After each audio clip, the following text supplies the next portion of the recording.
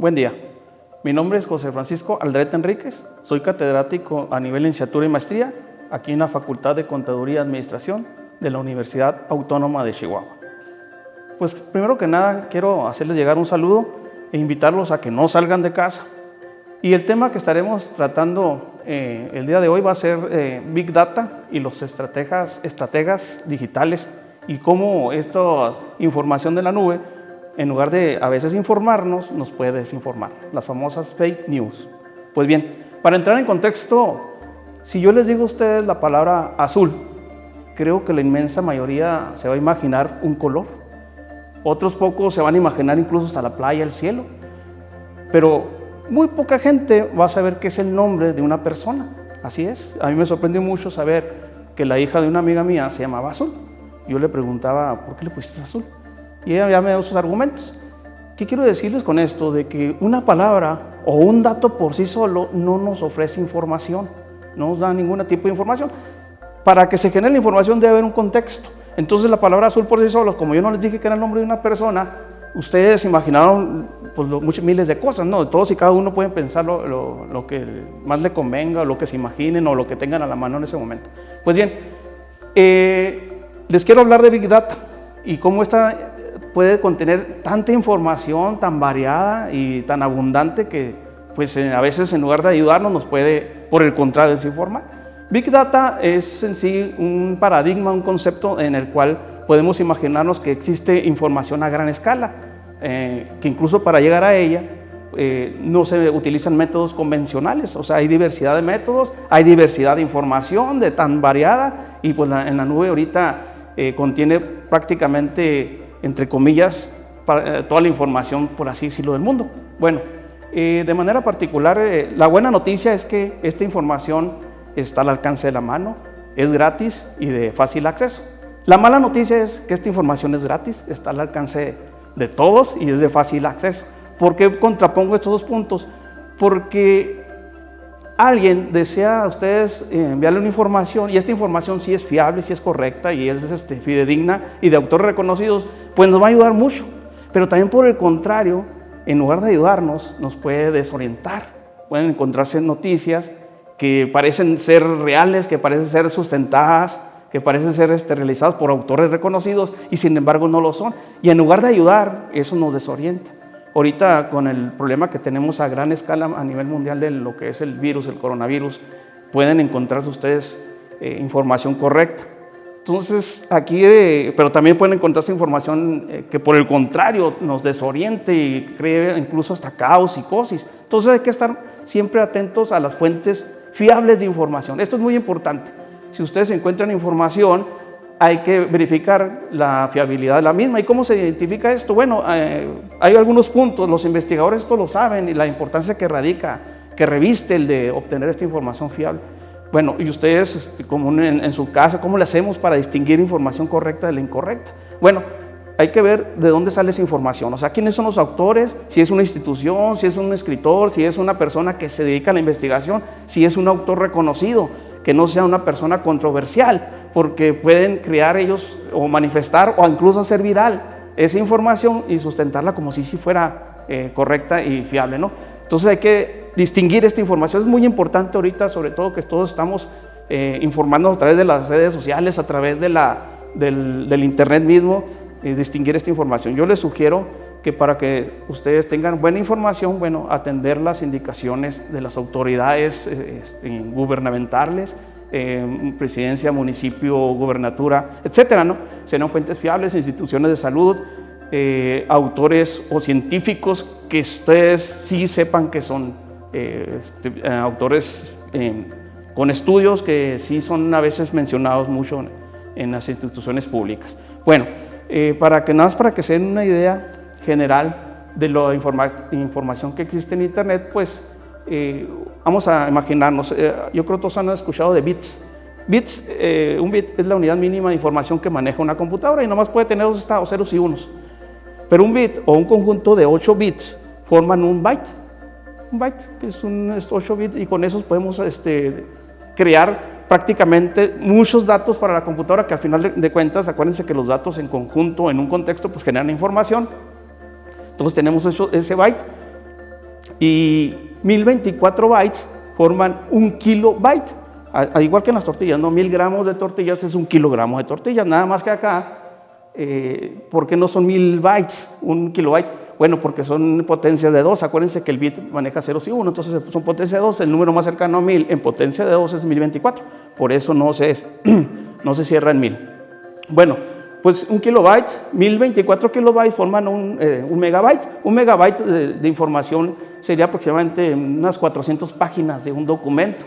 Un gigabyte serían 10 metros de libros. La información que tiene 10 metros de libros en un estante, podríamos decir que es un gigabyte. Pues en internet no estamos hablando de gigabytes, estamos hablando de información miles de veces o millones de veces más grande que un gigabyte. Por ahí se dice que esto va a seguir creciendo, sigue creciendo, lo podemos ver. Entonces, pues hay que acceder a esa información, pero la información, bueno, eso, a ese conjunto de información, todo esto, pues le llamamos Big Data. Déjenme les cuento de un personaje de Estados Unidos, Edgar Hoover. Él fue director con varios presidentes de los Estados Unidos, fue director del FBI. Él fundó el FBI, fue de los primeros que tomaron en serio, entre comillas, la información que se generaba en las escenas del crimen. Él incluyó las huellas digitales, estamos hablando en los años 50, por aquellos años. Él duró mucho como director del FBI. Y eso, cosa curiosa, prácticamente ningún presidente de los Estados Unidos quería a Hoover de director del FBI, pero nadie pudo hacer nada contra él. ¿Por qué? Por la información que él tenía.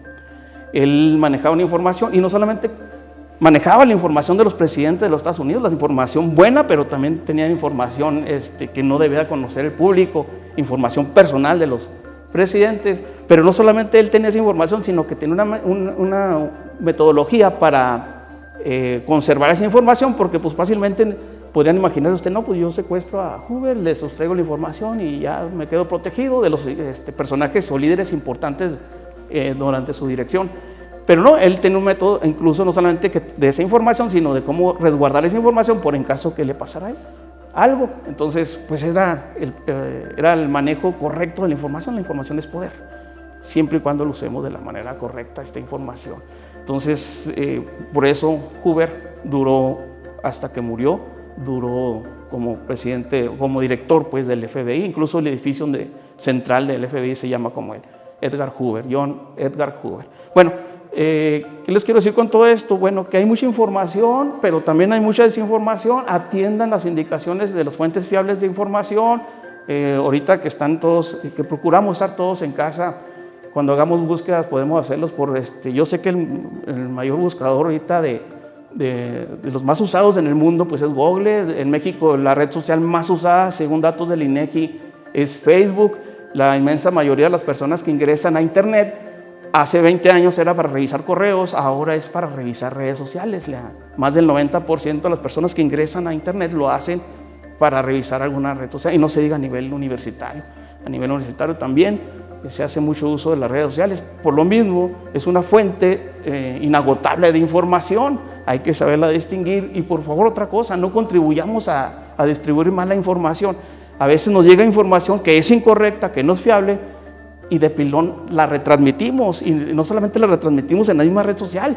Entonces, si están en Facebook y retransmiten, compartimos de tipo público, sino que incluso descargamos la imagen o los datos, los copiamos en WhatsApp y hacemos un WhatsAppazo. WhatsAppazo, así le dicen los jóvenes cuando mandamos un WhatsApp a alguien, ¿no? Entonces, no contribuyamos a desinformar, por favor, porque creamos cadenas.